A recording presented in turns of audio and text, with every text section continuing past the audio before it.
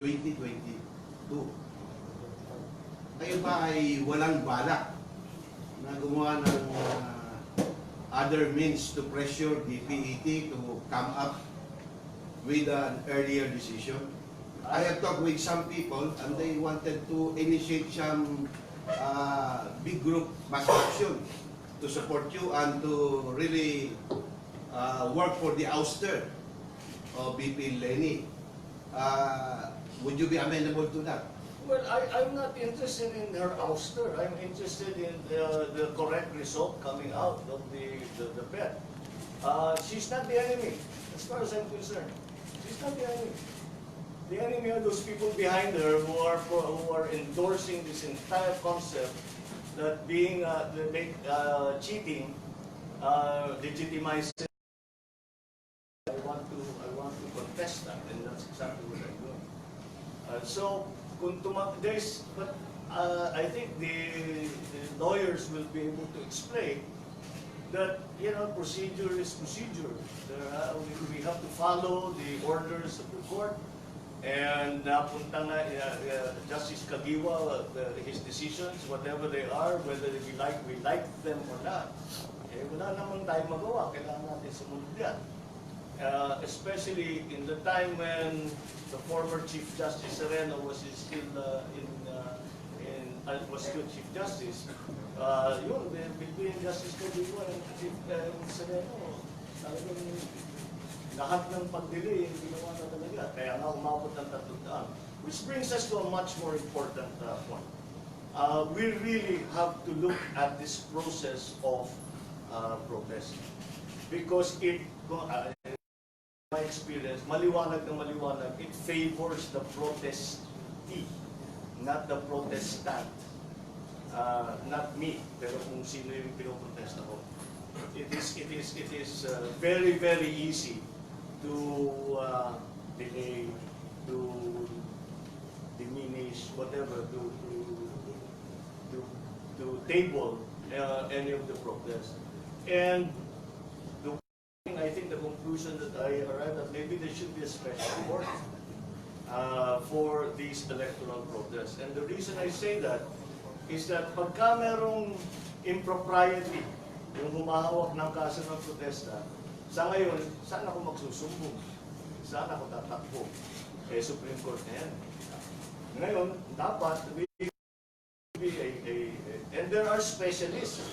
Marami sa ating mga justice, hindi talaga specialist sa electoral law, election law.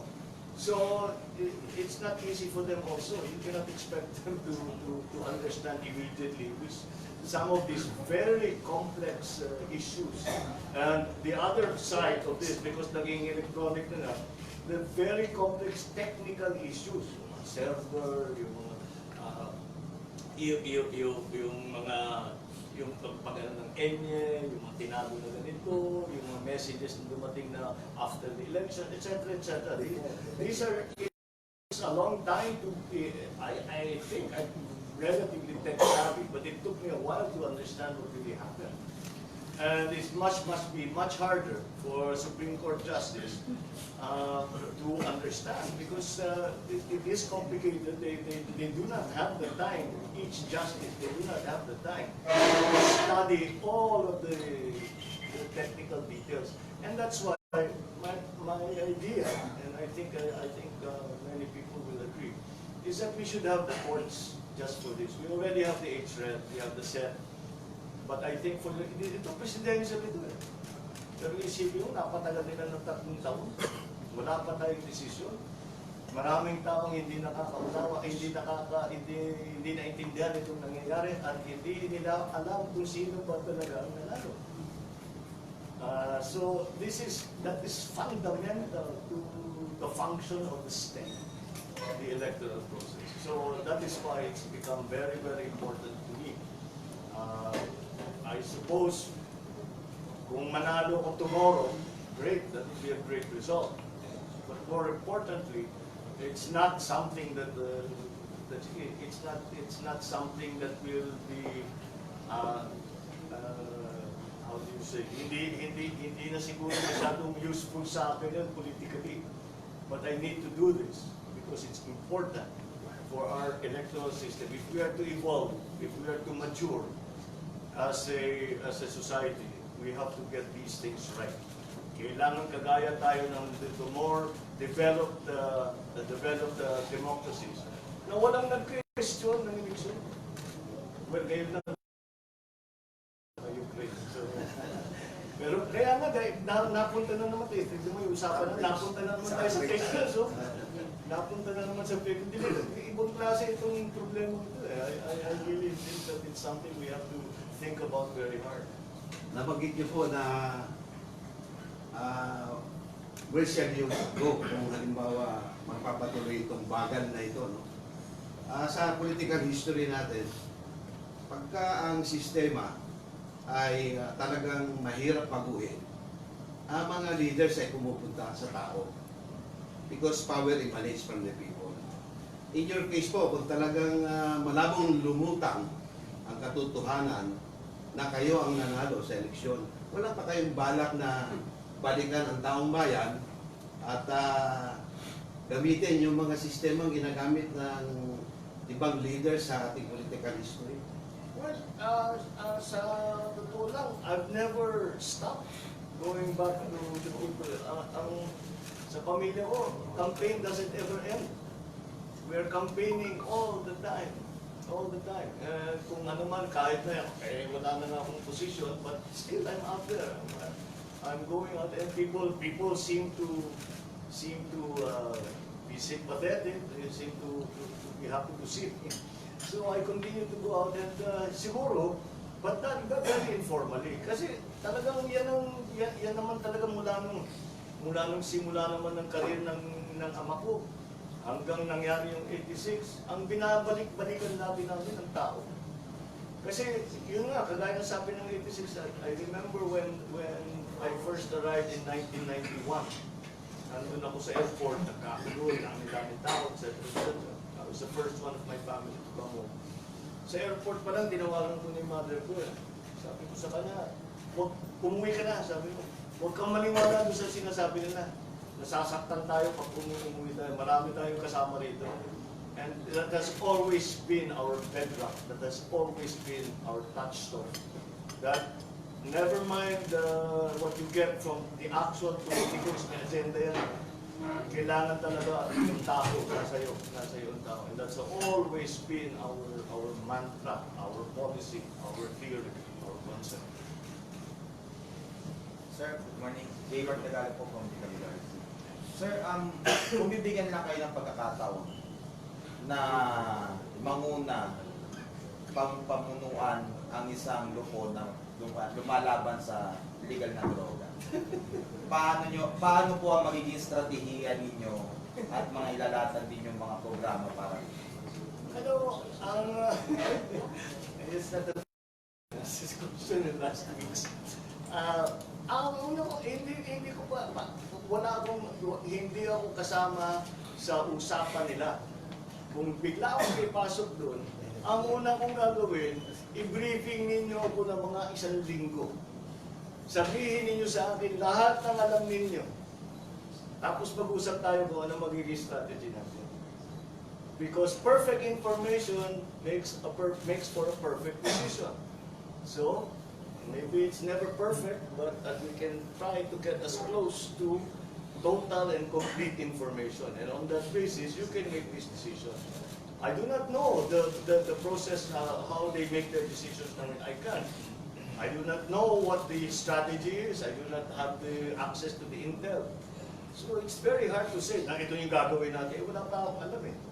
So the first thing that you should do, that I would do, is that I would go and before talking to the press, before talking to you guys, I'll talk to the mga operative namin. Ano ba talaga nangyayari dyan? Ano ba talaga nagiging problema? Patay nagkakaganito.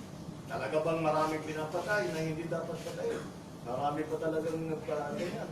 What are the truths? Bigay nyo sa akin listahan. Anong plano natin? Paano natin i-operate ito mo ito? But you have to ask the expert. I'm not expert now. Hindi ako kasama sa kanilang usapan eh. Talk to the experts. Don't reinvent the wheel. Talk to the experts. They can tell you. Now, maybe I disagree with some of their ideas. I will say so. but on the basis of good and plausible information. Ano, hindi po kayo makaaway sa unang araw. Hindi kayo makaaway sa unang araw. Hindi, punta ako sa UN natin. Sir Mike Siabe from Yes. DCXM. Hello. Sir, noon po ay nung ang ponente pa ng sa PET ay si Justice Kagiwa ay you were doing the idea na as ponente. Now that Marvick Leonel is the new ponente, how's the how many percent parang hope ninyo na the protest will somehow move fast? Well, I think not so much the Ponento, Justice Lionel, but more so because of the 11-2 vote. The 11-2 vote is indicative of the sense of the Fed. So, kahit, I don't think Justice Lionel will help us, quite frankly. He has never been sympathetic to me or my family or any of that, of this protest. So, I don't know how he will handle it. He might be very, very even-handed, and that would be a wonderful thing. But nonetheless, we still have, inaasahan ko yung lagi kong binabalik-balikan yung 11 na boto. So, basta nasa atin pa rin yung majority, siguro, magiging mas mabilis na ang takbo ng natin. Ano po yung sinasabi dun sa 11 to votes na sa inyo po, ano po ang gusto na ano po yung nakita ng mga justices to somehow give that vote? I do not want to speak for the justices. You'll have to ask them. You will have to ask them. I do not want to put words in anyone's mouth. Question? Pwede po ba? Kung sakali noon kayo ay naupo ng mas maaga, ano sana ang ginawa yung binabalak ninyong gawin para makatulong sa ating gobyerno?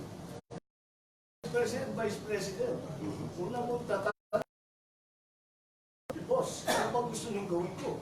Anong may tutulong na eh? Eh yun naman ang trabaho ng Vice President.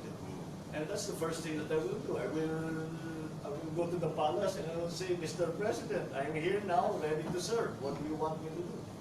Kung ano man ang gusto niyang gawin, siguro naman sa tagal ng karanasan ko dito sa hindi sa politika, kundi sa gobyerno, kahit naman siguro saan ako ilagay, pwede naman nila I can contribute somehow.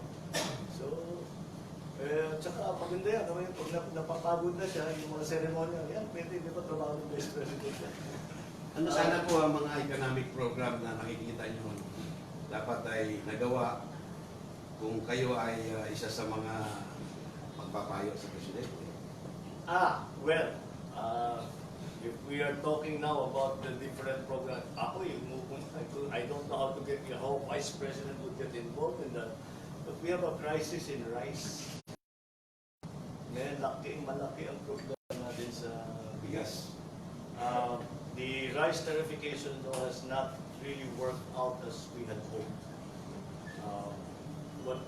I think it was very much a WTO compliance area sa rice tariffication.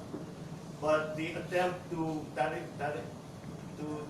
raise tariffs and to use those tariffs to develop